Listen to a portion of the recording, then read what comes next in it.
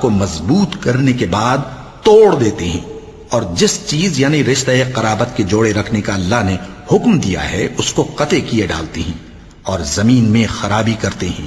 یہی لوگ نقصان اٹھانے والے ہیں۔ کافرو، تم اللہ سے کیوں کر منکر ہو سکتے ہو؟ جس حال میں کہ تم بے جان تھے تو اس نے تم کو جان بخشی، پھر وہی تم کو مارتا ہے، پھر وہی تم کو زندہ کرے گا، پھر تم اسی کی طرف لوٹائے جاؤ گے۔ وہی تو ہے جس نے سب چیزیں جو زمین میں ہیں تمہارے لیے پیدا کی، پھر آسمانوں کی طرف متوجہ ہوا تو ان کو ٹھیک ٹھیک 7 آسمان بنا دیا، اور وہ ہر چیز سے خبردار ہے۔